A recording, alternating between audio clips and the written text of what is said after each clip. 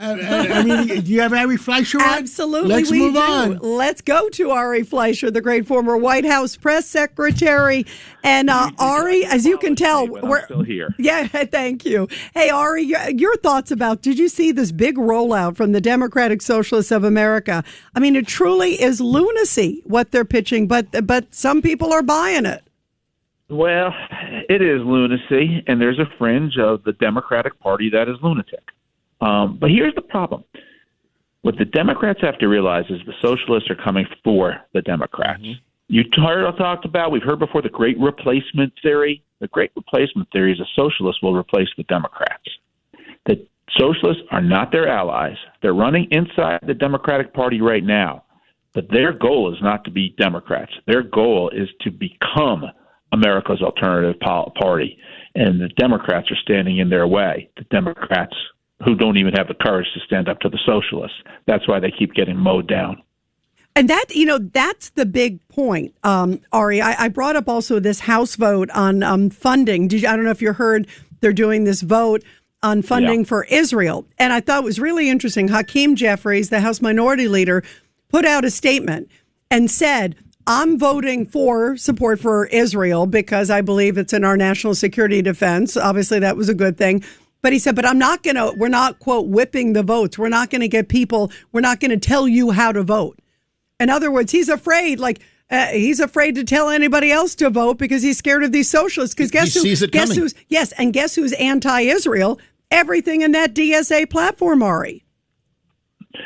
You got it. And part of it is being anti-Israel, but the other part of it is being anti-America. And that is the deeper strain that's driving a lot of the behaviors inside the Democratic Party right now. Take what recently happened. You've got Congresswoman, soon to be Chevalier from Manhattan, who's founded a group that advocated for the, quote, total eradication of Western civilization. Out in Colorado, you have a woman who just won her Democratic primary. She'll go on to become Congresswoman from Denver. She blamed September 11th on the United States. You've got in the other parts of New York City, Claire Valdez, who advocated for nationalizing the airline industry. These ideas don't come from stem from love of America. They don't come from what you were just talking about, problem solving, individual success, the things that have always proudly differentiated ourselves from our European fathers and grandfathers. This is the difference that made America the innovative, individualized nation we are. They believe in collectivism, and they want to have a collectivism that replaces what we know to be the United States because they can't stand the United States. Judge Weinberg. All right, good to talk to you. And you see the Senate Democrats, every one of them, I have to check to see whether Fetterman was with them or not, voted against bringing up for debate the defense bill. How do you stop the defense bill from going forward on a debate when we're in a time of war, when we have to rearm, take care of our troops? I don't understand the mentality of these people. I think it goes back to that one center line, and that is they don't trust America. They think America is the source of why things are bad in the world, as opposed to looking at America as the solution. We're not perfect. No nation is perfect. No man is perfect. But we're the best. And we should proudly acknowledge that. And we have used our military forces around the world to be a source of good. Look what Rita was just talking about in Iran today. We are solving one of the world's biggest problems for the world in what we're doing in Iran. And is the world grateful? Are Democrats grateful? No. But we're doing it. It's the right thing. It seems like this Democratic Party, and I was a Democrat about 100 years ago under Bill Clinton, is more for their party than they are for America, which really disturbs me. I wish I could even say it was for their party. I think it's because they want to replace what we in America have built as an individual free society with this collectivism. They think it's better. That's the altruistic way to put it. They think it's better. But, people make this issue. Is it socialist? Is it communist? I've always just said socialist. They call themselves socialists, so I call them socialists. But don't forget what the Democratic Party did in the last election. They arrested their political opponent.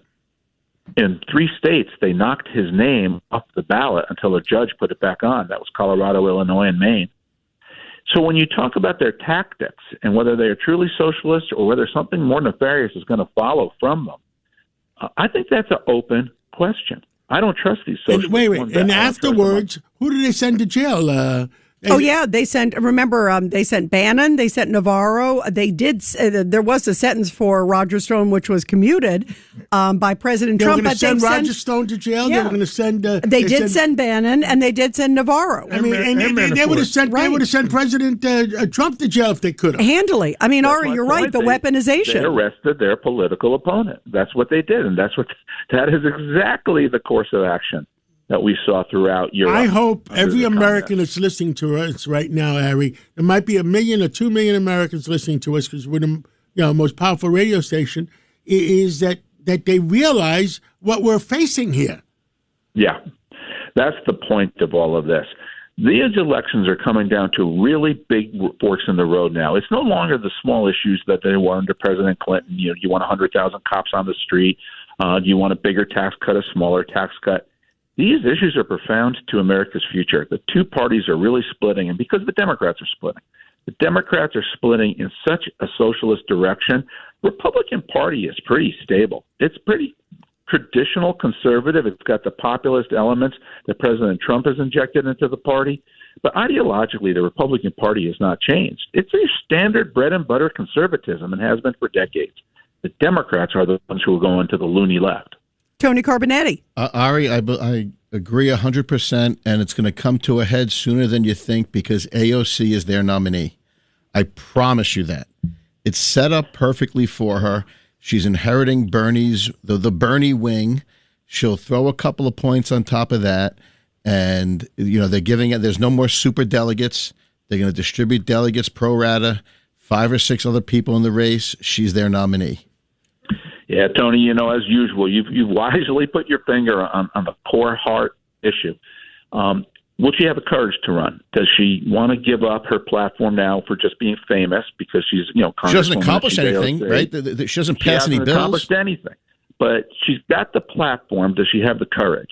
Does she have the courage to actually step up and run? I don't know that the answer is yes, but wow, the socialist wing of the Democrat Party needs a candidate because they have to take over the party. And so somebody has got to step into that void. Right. AOC is the likely person to do it. And this is coming up, guys. This is coming up in about 6 months. Yep. Bernie's been walking her down that path, Ari. Right after the midterm elections this November, Democrats are going to start announcing their candidacy for president. Republicans will, too, a little later than the Democrats. This is right around the corner, guys. But he's been walking her down that path, slowly handing off his base, which is not an old base. He runs the gamut, young and old. And he's showing her that it's all doable. Guys, this is Rudy. I hope y'all are right. That's all I'm saying. Remember, the Republicans were praying. The Democrats were praying Trump would be the nominee. Watch what you hope for. Yeah, I hope it's her. Ari, we have to move on. Dr. Oz is coming on, and I see him on the other phone. Thank you, Ari. Thank you. In my life, a doctor has been on time for an appointment. Pray for America, Ari. Pray for America, and we're here. We're here to fight together side by side. Thank you, Ari. Take care, Ari. Thank you.